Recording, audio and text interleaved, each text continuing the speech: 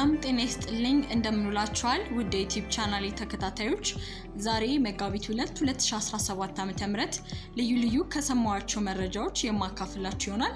ከመረጃዎቹ ጋር ኤልቤቴል ጌጡ ነኝ። ለዚህ ቻናል አዲስ የሆናችሁ ካላችሁ ላይክ፣ ሼር፣ ሰብስክራይብ ማድረጋችሁ እንዳትረሱ። አብራችሁን ቆዩ። ባለጸጋ ያደርጋል በሚል $120 እየተሸጠ ያለው አፈር። ይህን አፈር መጠቀም ሀብታም ያደርጋል በሚል በርካቶች እየሸመቱት ይገኛሉ። የዓለማችን ቁጥር 2 ሀብታም ሀገር በሆነችው ቻይና በአነስተኛ ካርቶን ወይም ከረጢት መሳይ ዕቃ መያዣ እየተሸጠ ያለው ነገር ብዙዎችን አስገርሟል። ይህ ዕቃ ባንኮች ከተገነቡባቸው መሬት ላይ የተቆፈረ አፈር ሲሆን አንድ ከረጢት አፈር በ880 ዩዋን ወይም $120 እየተሸጠ ይገኛል። ሳውዝ ቻይና ሞርኒንግ ፖስት እንደዘገበው ከሆነ ይህ ከባንኮች ህንጻ ስር ይወጣል የተባለው አፈር ሰዎችን ባለጸጋ ያደርጋል የሚል እምነት አሳድሯል።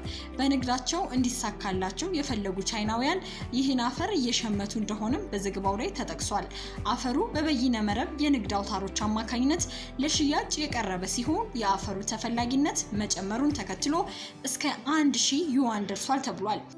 ለሽያጭ የቀረበው ይህ አፈር ከአራት የቻይና ግዙፍ ባንኮች ማለትም ከቻይና ግብርና ባንክ፣ ከንግድ ባንክና ከቻይና ኮንስትራክሽን ባንክ ህንጻዎች ስር የተቆፈረ እንደሆነ ተገልጿል።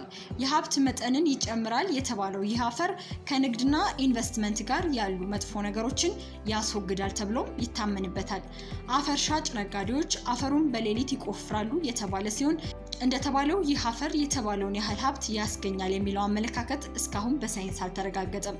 በቅርቡ ተአምረኛ የተባለውን አፈር የገዛና ስሙ እንዳይጠቀስ የፈለገ ቻይናዊ እንዳለው ብዙ ጓደኞቹ አፈሩን እንደገዙና እንደተባለው አፈሩ ሀብት ካስገኘ በሚል እሱም እንደገዛ ተናግሯል።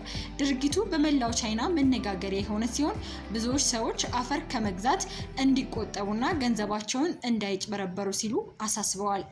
ዘገባው ከአላይንስ